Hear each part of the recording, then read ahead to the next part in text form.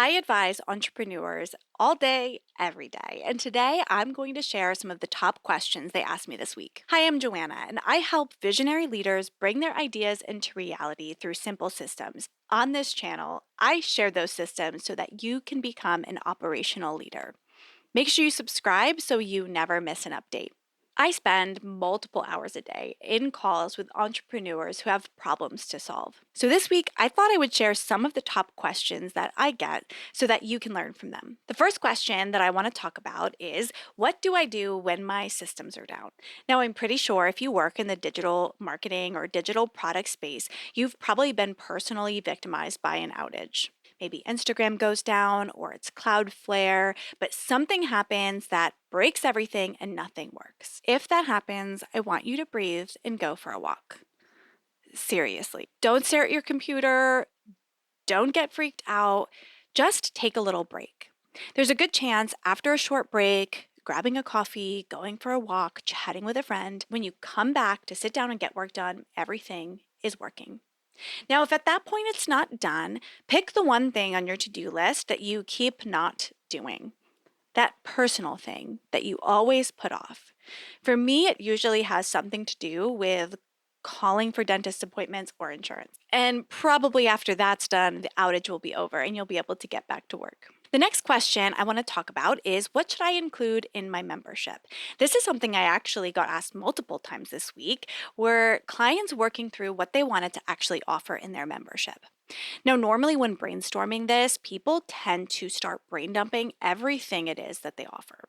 So they start thinking about everything that they know and they can offer their clients. Now, this is not how I want you to think about it. Instead, I want you to think about the learning outcomes for your members.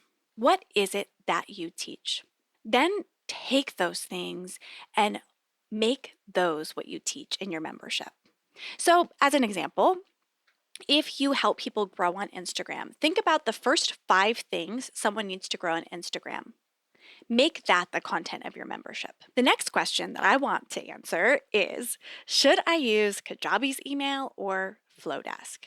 Or really any other outside email system? One thing I see all of the time, because I work in Kajabi, is a lot of people come to me and are using multiple systems that could all happen in Kajabi. So they might have Flowdesk or lead pages or ClickFunnels and Kajabi all working together and taped together with Zapier. Now, if this is you, you might be wondering the same thing, like, why am I using all of these systems? Whenever someone asks me that, the first thing I actually ask them is, what are you doing in Flowdesk? Like, what is your reasoning for using an outside email tool instead of Kajabi's?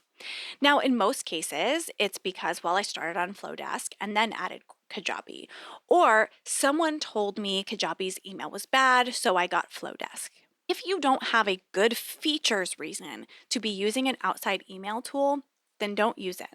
Simplify what you're doing and bring everything in one house if you can, because that's going to avoid extra work and extra things.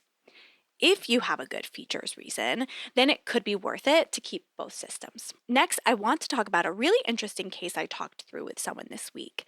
The idea of stopping running cohorts to focus on a membership.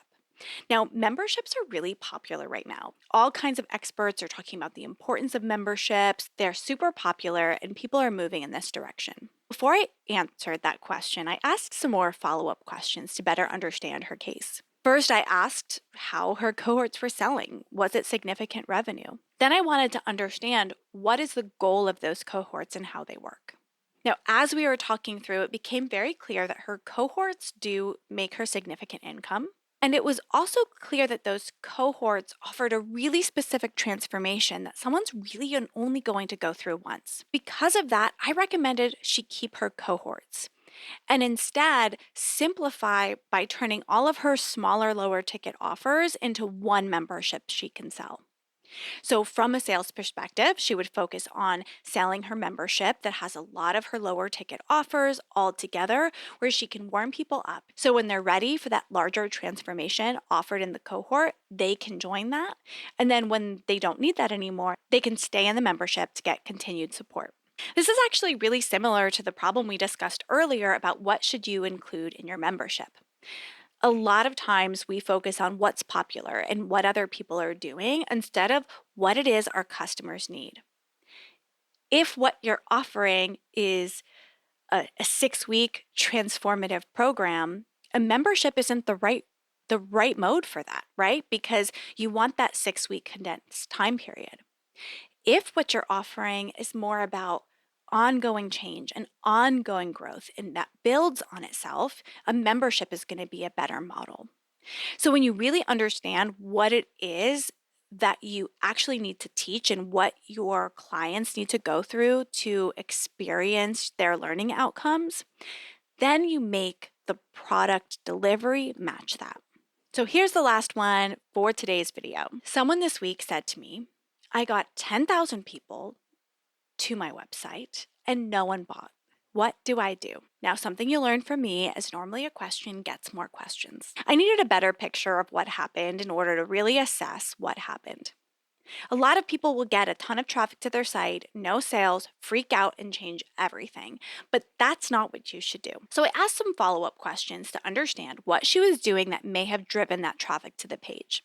And it turns out that she had a YouTube ad running that was sending people to the main website. And then that YouTube ad targeting was not very selective.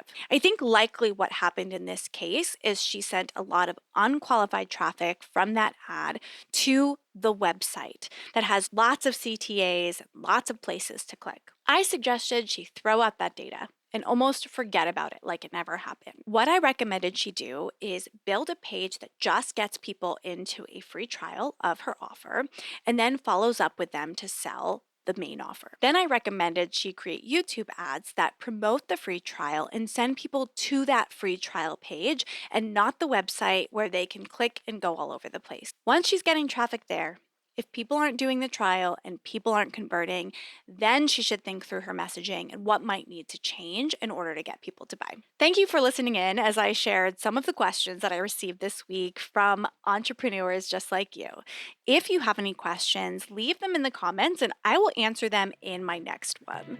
Make sure you subscribe and I'll see you next time.